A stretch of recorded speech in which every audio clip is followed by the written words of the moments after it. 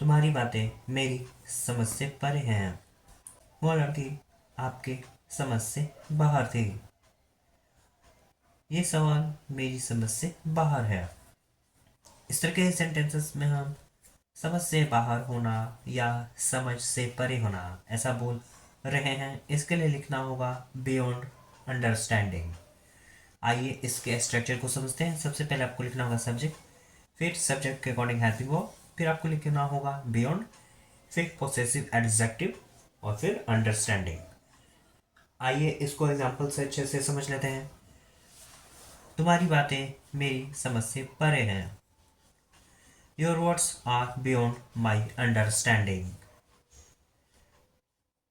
वह लड़की आपके समझ से बाहर थी। That girl was beyond your understanding. ये सवाल मेरी समझ से बाहर है। This question is beyond my understanding.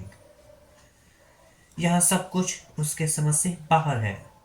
Here everything is beyond his understanding. तुम मेरी समझ से बाहर हो रहे हो। You are being beyond my understanding. अंग्रेजी बोलना उन लोगों के समझ से परे है।